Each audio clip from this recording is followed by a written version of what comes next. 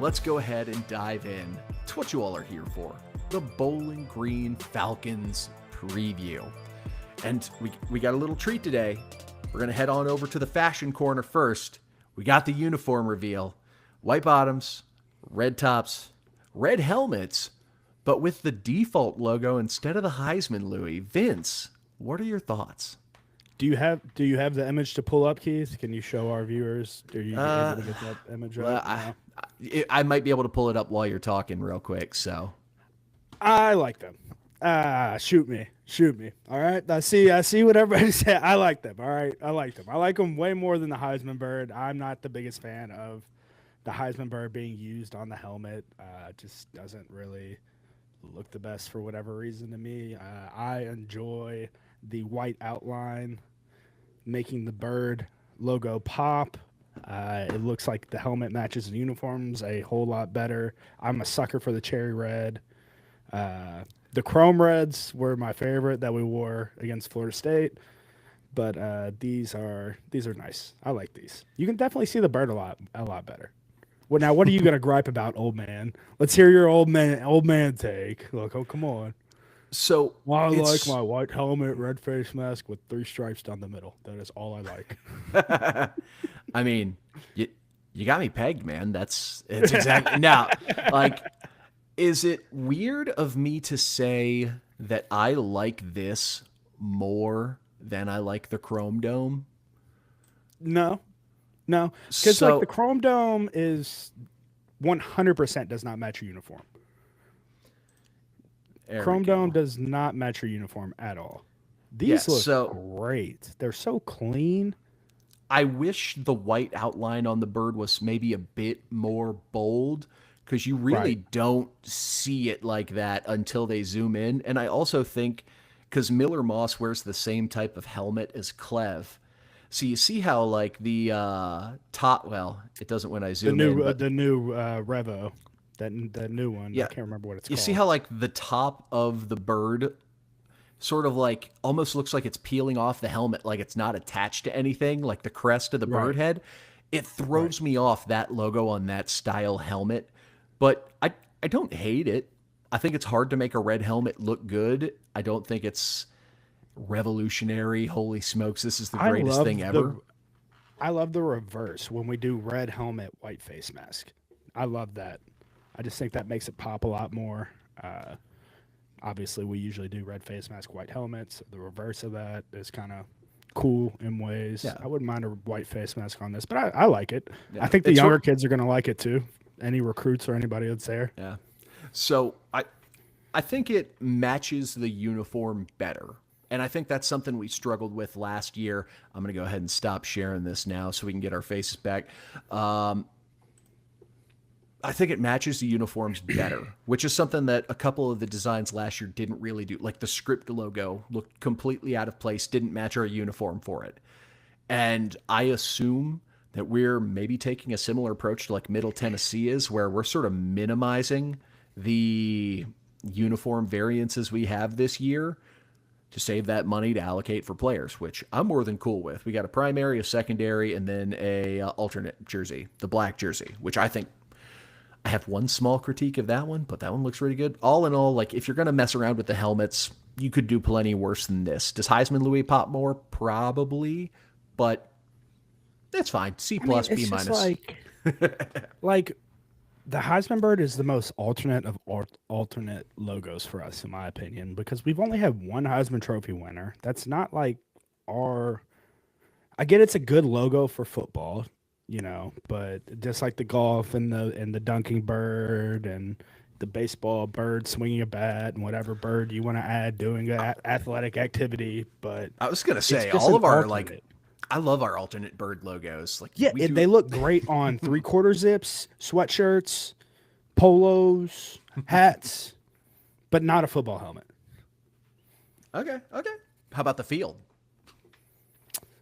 I'm not the biggest fan of that. Oh man, we're getting the Vince Lococo hot takes. Yeah, this is what we got to do. I know. I don't know. I just like I like the bird in the middle. I like simple things when it comes to stuff like that. And like you said, Keith, you can throw variants in there. Yeah, Vince Lococo, simple man. I'm a simple man. All Bologna right. sandwiches and cardinal birds that aren't doing physical activities. He's just like me for real. So, uh, one of the big splash things from the Bowling Green offseason as we sort of transition into previewing the Falcons, Eddie George named the head coach. Now, their coach left to, I believe, be a position coach or a coordinator for the Philadelphia Eagles late in the offseason cycle. So I think Bowling Green did a fantastic job being able to pull Eddie George just out of thin air to get him at that program. So he's trying to make a name for himself. We've only got a chance to see a couple of games from him as a head coach. What are some things you expect to see from him? I am expecting not a lot of trick plays, but definitely, I know I saw, but definitely a handful of trick plays up his sleeve. Stepping up in competition, you usually see things like that. For instance, they ran Bowling Green ran a play where they had a fly motion that came back behind the running back with the inside receiver. We've got those goodies ready. Sorry, I didn't want to cut you off. I didn't have that. No, I didn't have this play on there. This is just a play I have written down about. They had the receiver running a fly motion behind the running back, and they ended up using that fly motion as a lead blocker to throw to the running back down that same sideline, and I can 100% see them doing the same. Oh, he's going to do the fly, but Louisville only prepped for them with the running back catching it to go upfield, especially since we got hit on that trick play pass against JMU. I could definitely see them doing something along those lines. Obviously, their run game is something to look at. I love the running back that they have. They've got a couple nice ones. They've I got can't remember his name, but we got a Petaway, not related to James Madison's Petaway. He's a really good kid, and then we'll talk more in depth about him here in a little bit. But him and Kadarius Roberts, both two really good running backs. Right, and I just expect them to have a really balanced game plan. Honestly, it's they're going to have to stick to what they know, and stick to what they know, and also get outside of the box in some ways.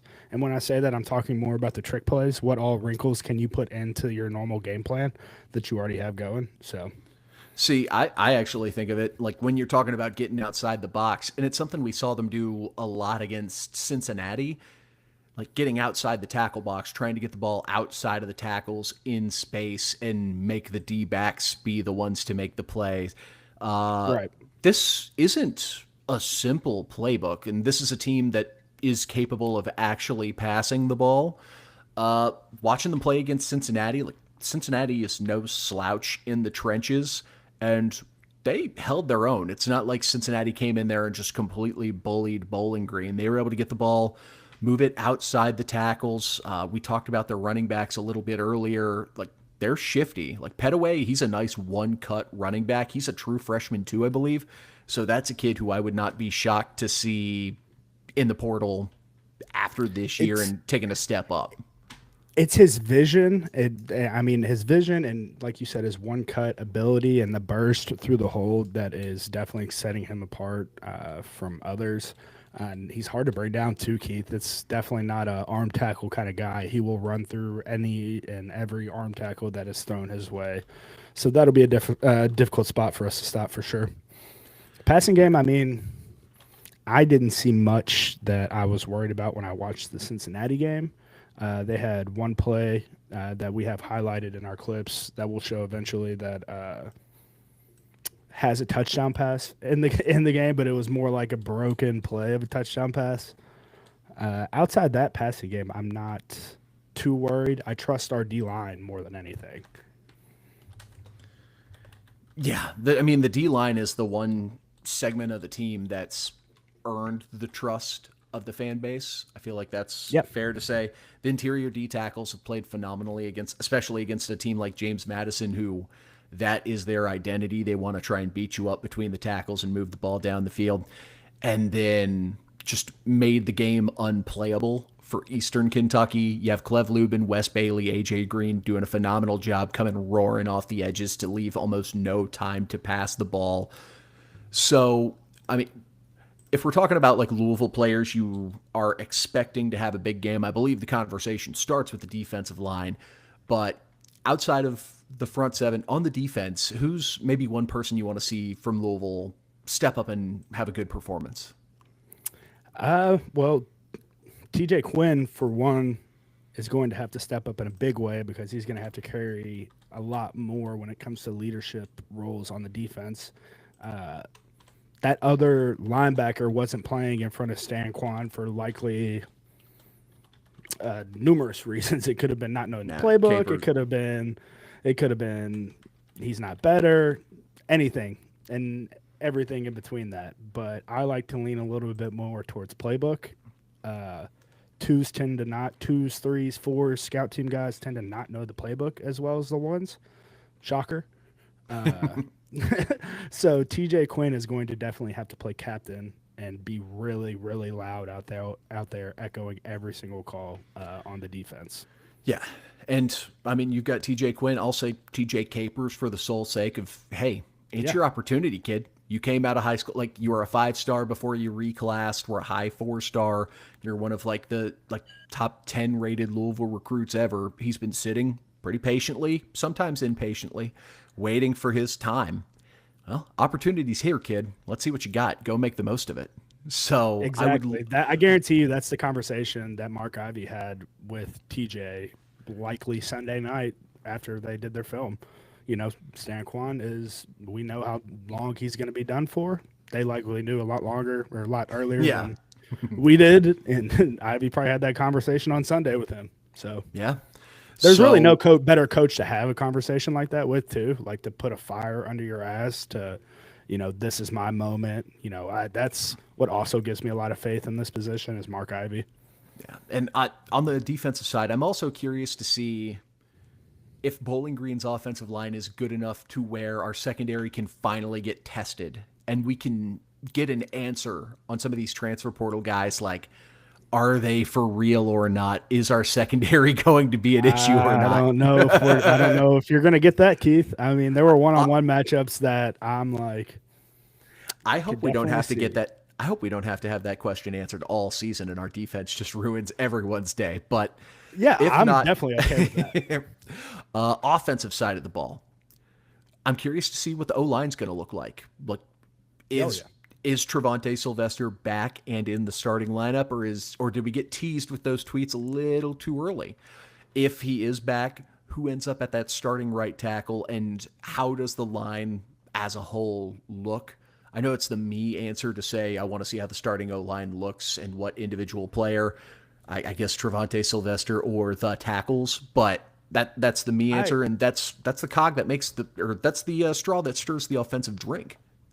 I agree with you, Keith, that the offensive line is definitely going to be something to watch. Miller, I'm going to throw Miller Moss in there as well because you can kind of group those two together when it comes to the passing game. I mean, Miller was running around a lot, eyes not in the right spot when it comes to hot game, quick game plays. We highlighted week 1 the EKU interception that could have been avoided if he would have just looked at a different receiver that was right in front of him, or the other one that was also right in front of him. So for me, the offensive line, right, man, this is a game that if they're watching the Cincinnati game at all, they're saying, oh yeah, like we're getting our name back this week, because Cincinnati was getting 5-10-yard pushes on these guys. And, we've seen what a sat offensive line looks like, guys. I mean, at times they really flourish against teams like Bowling Green. So, yeah. Well, no, I that might not be fair because I think a Satterfield offensive line, like I believe, is Kandra still up there, or did he end up making it to the league? No. Okay. No, Kandra's been done for like 2 years, I think. But like now. the offensive line here was never bad under Satterfield. Like we didn't have any performances like we did against James Madison. That's true. But they should be sitting there licking their chops based off of what they saw against. They should be licking their chops just because of how poorly they played against JMU. They should be pissed off and ready to hit somebody. Right. So right. They should definitely be pissed. Pissed off is an understatement with how guys were getting beat across their face and getting beat on the inside. Just was not good. Not good. Yeah. Just one last one to toss in there. And again, this is unfair of me to sort of critique him, so I'm not going to, but I'd like to see Duke Watson actually get a chance to run the ball instead of having hands on him as soon as he's taking a handoff, man. But again, all Yeah. goes back to the O-line. Now, we'll switch to the other side now. Bowling Green. For people who aren't digging up YouTube condensed games and diving into highlight reels, who are some of the players to watch out on the Bowling Green side? You're going to love this. I think you know where I'm going with this too. If you've looked at the player sheet, I freaked out whenever I saw this kid's name. Gideon, ESPN Lamron. His middle name is legitimately ESPN, people. I swear I was on the Bowling Green team roster, everything. Real middle name is ESPN. Now he's got 13 tackles on the year, 13 solo tackles, 21 total tackles on the year. He's one of the names to watch out for, Keith. That one just got me fired up. I hope our announcers are like Gideon ESPN. I hope they do full name for him. Go ahead. I was going to say Bowling Green, they've got a few fantastic names on their defense. Like they're putting together an all-name team just on the defensive side of the ball. Like Cal L. Pascal. Yeah, that is phenomenal. And that is a ball player too. Yeah. He was one of the guys who I was hoping we were going to talk about. Like, I'm not thrilled with all of their defensive backs, but this kid, as cheesy as it sounds, this kid's their Superman. Kal-El can make plays. That's good. I see what you did there. But Kal also has 21 tackles on the year. Where he is setting himself apart is the 1 interception, 1 forced fumble. So he's the one on the back end that is definitely going to be trying to make plays. We could potentially get his eyes in the wrong spot, trying to be Superman, Keith. You know, Superman on the football field don't always pan out too well because they're trying to do a little bit too much. So hopefully we can get him there. How about Dorian Pringle? This kid is another one who's really good. Name. Yeah. Yes. Where he is, he's 2 forced and he's fumbles a sophomore. On the year, 1 interception. 2 forced fumbles on the year already. And 3 games they played? Yes, this kid will be in the portal next year. For sure, in my opinion. I think this kid grew up watching Peanut Tillman tape. Like at Bowling Green as a whole, they do a fantastic job of just creating turnovers. Every tackle, they never just like wait and let a guy fall. They're always trying to dive in, make a play, punching at the ball.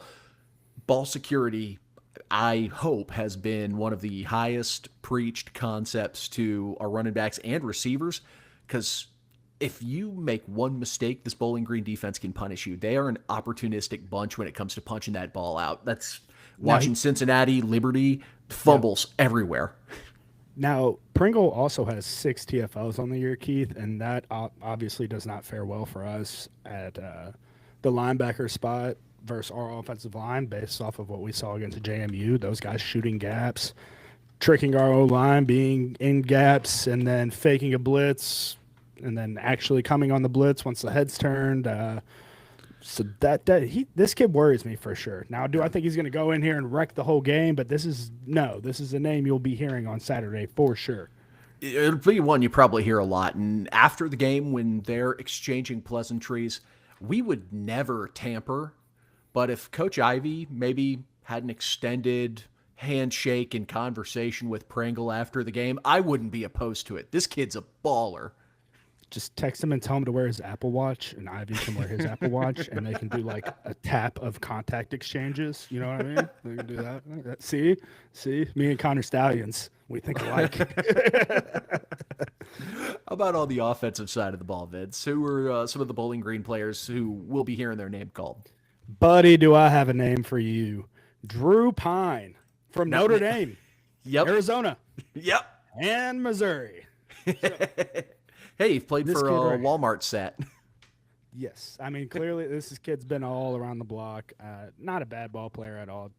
He's definitely a completion type guy. Better quarterback than what we've played this season. Yes, better quarterback than what we've played this season. Definitely going to hit his rub routes. Not afraid to throw it to his running back on stuff. 2 touchdowns only on the year, so obviously not pushing the ball. downfield very much, or when they are, not having a lot of success with it. But this is a veteran quarterback, and I mean, you never know what could happen with this kid. He can run a little bit. It's not his go-to option, but if the pocket collapses, if say he escapes from a Wes Bailey or Clev Lubin sack, like if they just get a hand on him and get washed by a tackle and he's able to run away, the kid can scamper a little bit. Now, the other running back we're going to be hearing from is Kadarius Roberts, who has had 152 yards rushing on the year in their 3 games played. Not really going to be catching the ball out of the backfield much with going to be catching the ball out of the backfield. 10 receptions. Phew. But yeah, they've got. Go ahead. No, I was going to say Roberts is one of those kids who I really, really like. He's got, I think he was officially announced with like 4.4 speed. Like this kid's quick. He's a fast one. He's fast. You can definitely see it once he gets past the line of scrimmage. He reminds me a lot of Hassan Hall once he hits the line of scrimmage, where the speed just, you can tell that this dude is just fast. So definitely one that we will be watching. Jaron Johnson, who's their leading wide receiver at 138 yards, who also has 10 receptions on the year. So that was the point I wanted to make with those two guys, is they equally have 10 receptions on the year. And, you know, that to me says that Pine's not pushing the ball downfield very much. Yeah. So you can't be having your running back and your leading receiver have equal amount of receptions. That's just weird. I mean, hey, if you're going to be, especially first year as a head coach and you got brought in late, didn't have a ton of time to really install your scheme, feed the studs. If that's what you want to do, I don't blame him. And yeah, Kadarius Roberts, that kid's a stud. And then, Cameron Petaway, who I mentioned earlier, redshirt freshman running back, not as fast as Roberts, but man, that kid's got one cut and burst. Honestly, very similar to Jaws running style, where not overwhelming top end speed, but man, that kid can get to top speed quick out of a cut. So yeah, I agree. They have some ball players to watch. Nothing for me personally, though, that I was sitting there too overwhelmed with, sitting there saying, "Oh, we can't handle this, can't handle that." You know, do you want to go ahead and throw up the PowerPoint of the plays so we can see some of these these guys in action? I was just going to say, what are some of the biggest things you want to see? And we can talk about that as we walk through some of these Bowling Green plays that you're able to chop up for us. All right, guys, listen up. If you've been looking for a way to get in shape, get stronger, and actually stay consistent, Burn Boot Camp has something just for you. Starting Monday, September 8th, they're kicking off the Strength and Conditioning Challenge. It's 28 days for just $79. That's it. You get unlimited 45-minute camps, so you can hit as many workouts as you want, plus one-on-one training in a group setting. And I'll tell you right now, the community at Burn Boot Camp feels a lot like being back on a team.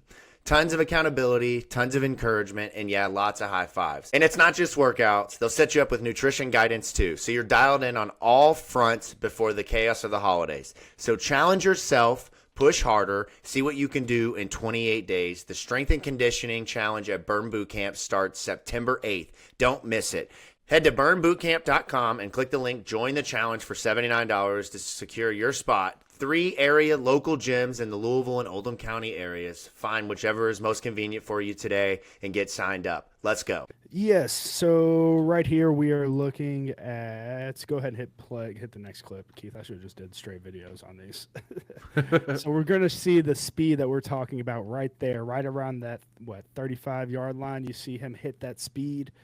Yep. And sorry, I was wanting to be fancy, pause it, and just like right about there, you see him hit that second level speed, and he's a good shifty guy. You see the split flow action right there from Bowling Green. That's something that a Scott Satterfield defense is definitely used to seeing, and colleges all around the country are really used to seeing it at this point. It's pretty basic stuff. Yeah, but that's what I'm talking about, where not necessarily breakaway speed, but you can tell right here after the cut, you see him accelerate towards the sideline, and he's already full speed. That's that Petaway kid who can really scoot. Yep. He better put that back plate away. Break somebody's nose. Now, right here, this is the Bowling Green defense. And, man, if they come out playing man-to-man coverage against us, Keith. Oh, yeah.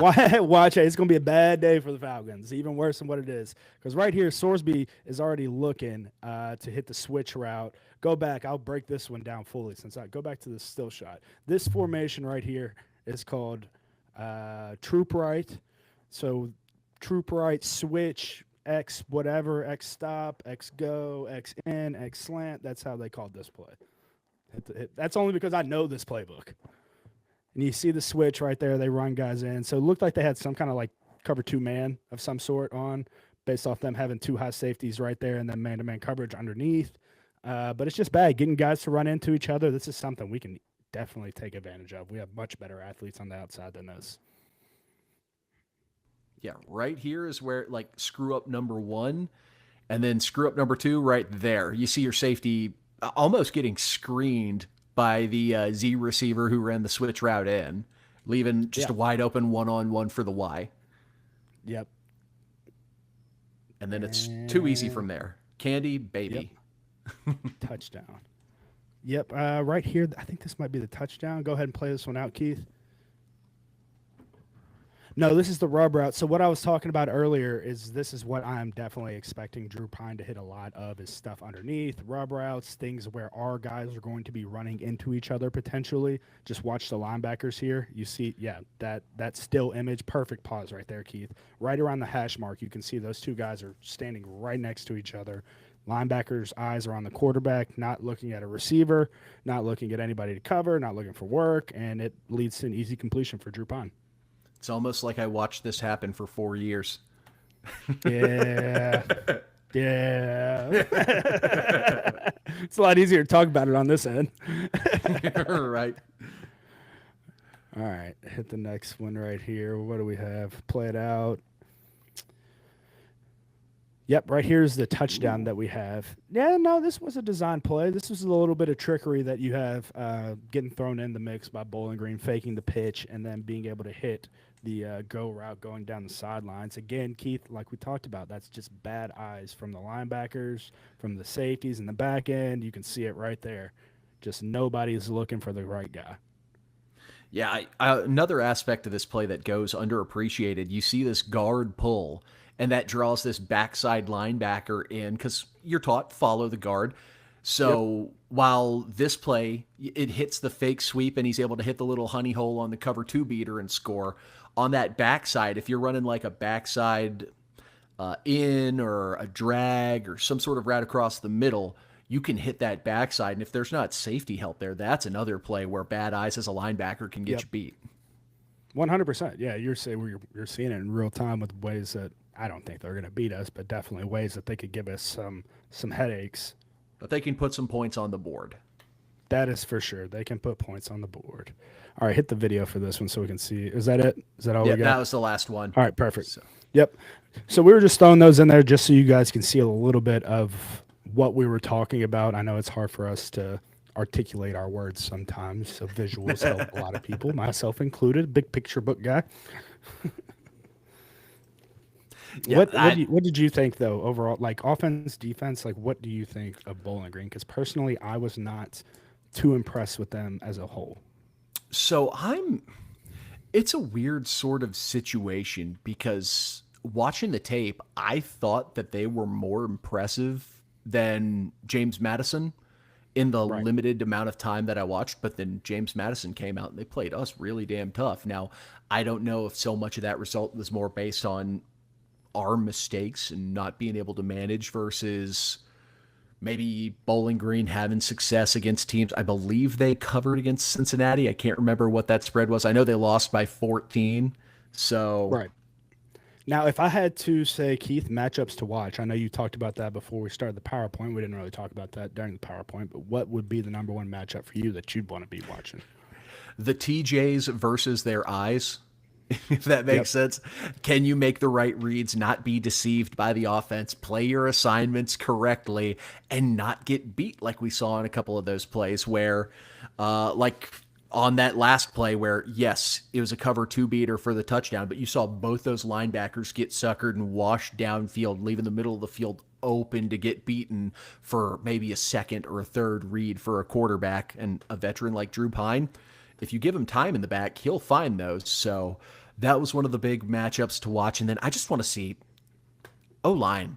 Can we get some push against an opposing D-line? Like, I want to see us get a matchup and just be more physical than our opponent. We saw it a little bit against Eastern, but honestly, I wasn't too blown away with what we were doing. I want to see us play with a mean streak. Like, we didn't have any offensive linemen, like getting a D lineman pissed off and pushing them or getting lippy after a play. Like, I want to see a nasty edge to them. Come on, give me something, offense. You're not supposed to be nice guys. You're supposed to be the bullies. So I'm with you on defense for sure. The TJs versus their eyes, the back end in general, the DBs. I mean, we saw right there that's just as much of a DB mess up as it is linebackers in a lot of ways. But offensively for me, I'm going to go away from the offensive line and go on the outside. I want to see these receivers matched up versus their DBs. This is, a secondary that Colin Lacey and Chris Bell should be looking at saying, okay, all we got to do is get open, and Miller Moss is just going to put it in the spot because we can beat these guys every single day that ends in Y. So for me, that's the matchup to watch. How open are these receivers, and is Miller Moss hitting these open wide receivers? So I know it all, that's the beauty of football, man. That's the beauty. You need the offensive line to block for those guys. You need the offensive line for that to work. You need the quarterback to deliver a good ball for the play to work. You need the receivers to get open. It's 11 people. That's why it's the beauty. It's the most beautiful sport ever. There's a reason why the world calls football the beautiful game, and they're definitely talking about this football. No other football I've heard of, so...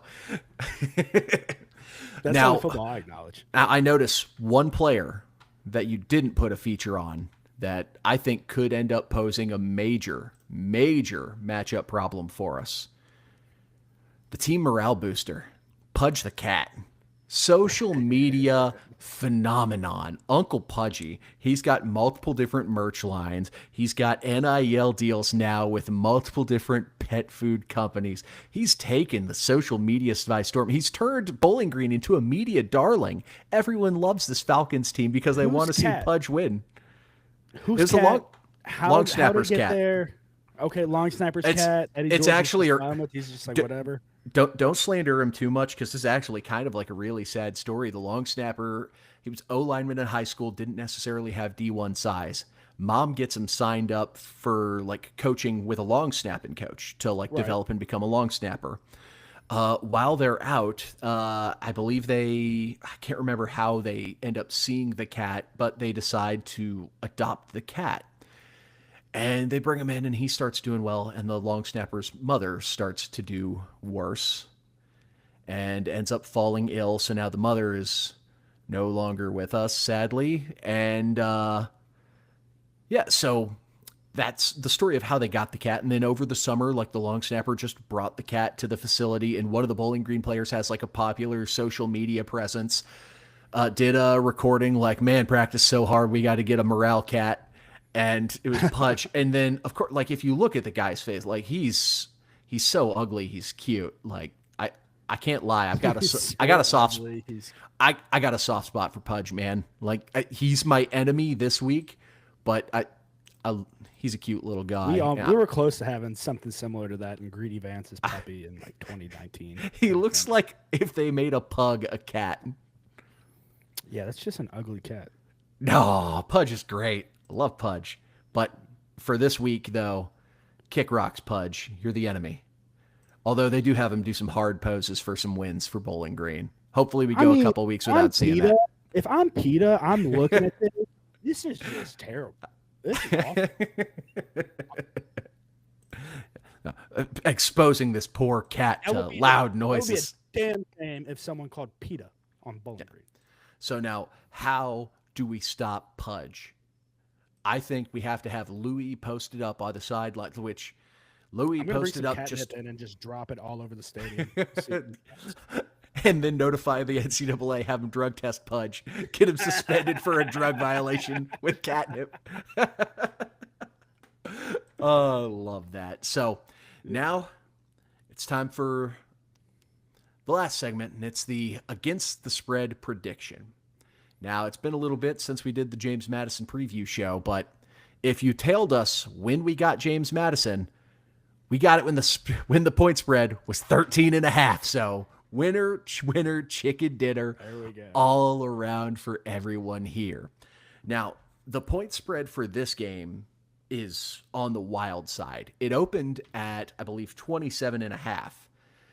And the point spread has just been plummeting ever since. And you can get it within the sort of the parameters that I put, like nothing, like odds have to be better than minus 120 to sort of be fair.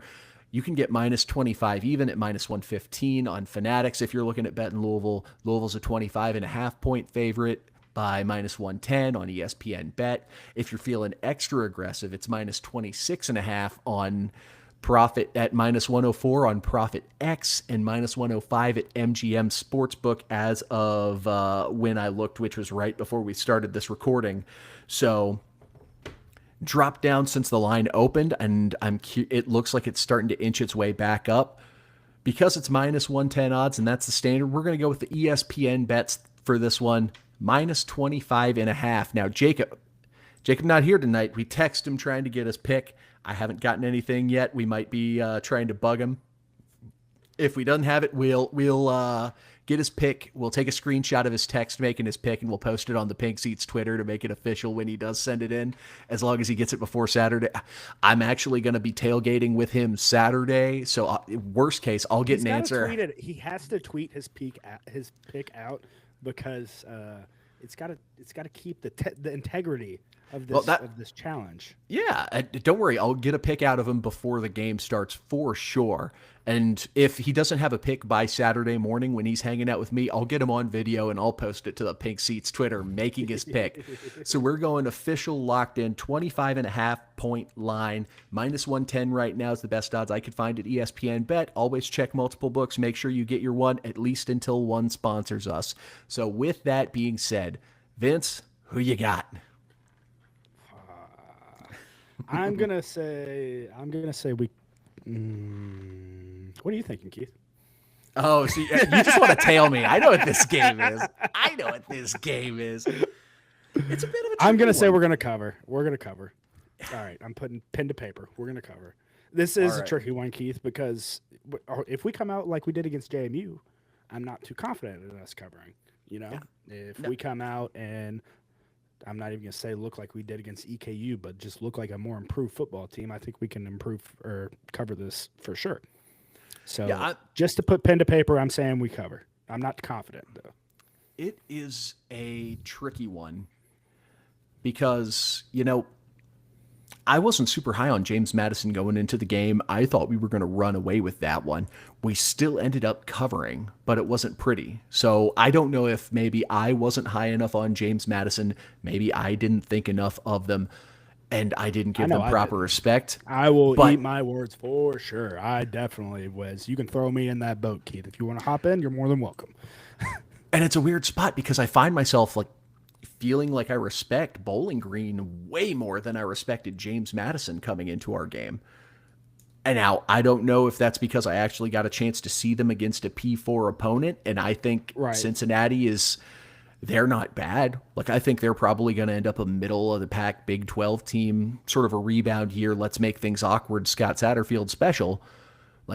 Dante Corleone's no slob on the defensive line. He's a darn good player. He's going to be an NFL draft pick. And Bowling Green held on just fine. So I don't know if we're going to overwhelm them in the trenches like we did James Madison to disrupt that running game so much. We still have a lot of question marks on the defense. And still, I find myself leaning the Cards just because the spread opened at 27.5. It's dropped a couple of points already. Crime syndicates are wrong 40% of the time, and I'm right there with you. I'm buying the dip before it rises back up to level. So give me the Cards. I'll give up the points. Let's roll with it. If we're going to sink on this ship, we're sinking together, Vince. Yes, good, awesome, love it. So we still have not come up with a challenge yet for this. So Pink Seats Party Deck. Comments, sound off. Pink Seats Party Deck, sound off in the YouTube comments of what we should be doing. Keith, we are working on getting him in a gym shortly to finish his punishment for last year. Yeah, I still got to serve that. We're just camera crews and getting everything because we want to do it. We want to do it right. It's definitely not because I've been dealing with a nagging shoulder injury the last 2 weeks. We could get in there and record that with a phone and just record it and make it shitty, or we can actually do a good video out of it. And us deciding to do a good video out of it, I think is the best course of action. Yeah, so. I mean, that's of the same school. If you're going to do something, you do it right. And I want to make this as entertaining of a product as possible for you all. Do it right, do it light, do it wrong, you do it long. I've heard that a million times. Get it right, get it tight. So for everyone who hopped in and joined us watching on Twitter, thank you so much for hopping in, and a big thank you to everyone who hopped in the Pink Seats Party Deck. We want to give a huge thanks to our sponsors here at the Digital Currents Corner studio, our friends over at Currents Corner. I believe this will be going up, well, the live show's out today. Tomorrow, Thursday, they'll have chili. They'll have the patty melt. They got the delicious burgers with locally sourced beef. Fantastic. Can't recommend it enough. And again, I'm getting in there Friday for that clam chowder. You know I'm going to be in there around lunchtime. I think me and my dad might ride over there. Oh, my God. If you get in around 11 o'clock, 12 o'clock, lunchtime, get that clam chowder. Oh, amazing. I think me and my dad are going to ride over before the Trinity Mail game. Side note, little personal stuff. I'm really nervous about going to the Trinity Mail game. I'm like 1-8 on that field. I looked at my dad when he said, "Hey, let's go to the game Friday." I was like, "You know where it's at, right?" He's like, "Yeah." I'm like, "Man, I guess if you're saying let's go, let's go." But yeah. Well, you know, best of luck to your Rocks, mainly because I don't know anyone that went to Mail personally. So yeah, go for you guys. Presley Oh, Presley was a Mail guy. Didn't know that. The more you know. Don't let the running Rebels of Owen County get hot. They've won 2 in a row, and now they're done at home for the rest of the season. They're doing a complete field renovation in Owen County and getting started now. So they're done. Hey, for the JCP, are they getting a turf field? I'd have to dive into the details. I would assume they're going to do turf because we've had like a super sloped natural grass field for way too long. Little off topic, the turf field renovations that have been done to JCPS schools around the city just look beautiful. Oh, I'm right by Wagoner and Yeah. Yep. That's where I was going every day, man. It looks beautiful. J-Town High School looks amazing with turf fields. So shout out to JCPS for doing that. Yeah. So again, huge thank you to our friends over at Currents Corner. Huge thank you to our friends over at Burn Boot Camp. There'll be an ad read in the recorded episode. Hop in, check that out, and definitely check out that promotion. There's a lot of cool stuff going on over there. We got another episode coming up at a Burn location here soon. Be ready for that. And huge thank you to you all for tuning in and for joining in the Pink Seats Party Deck, coming and chatting with us as we get ready to take down the Bowling Green Falcons. For the next few days, Pudge the Cat, you are a bad kitty. I hope that you get dampened with a spray bottle and you didn't even misbehave. And then after the game, we can reevaluate. But until then, just picture if all 50,000 of us if we all bring catnip and we all just sprinkle it around that stadium. That cat would go crazy. That would be too. If I'm a player, I might. If I was a player, I might do that. Pudge tripping off the Zaza. That'd be so funny. Just all right. They're like, "Oh, let's tune over to Pudge the Cat." And it's just tweaking out over there on the sideline. Yeah, you can see it now. Oh, man. All right. We have meandered long enough, so we're going to hop out of here, give you all the rest of your evening. Hope to see you all out there Saturday. Shaping up to be a gorgeous day. We're on the death throes of summer, man. Just got a couple more days of heat left, and then we're going to be back. Still nowhere near as bad as Georgia Tech last year. Hope to see you all out there. It's going to be a nooner. Cardinal Stadium's going to be raucous. It's going to be rowdy. It's going to be great. We'll have B-Sims on the street. Hop into the State of Louisville YouTube. Subscribe. Unsubscribe, resubscribe, comment on the videos, like the videos, hop on over to the socials, Instagram at the State of Lou, Twitter at the State of Lou, at Pink Seats Pod. Thank you again for tuning in, and as always, go Cards!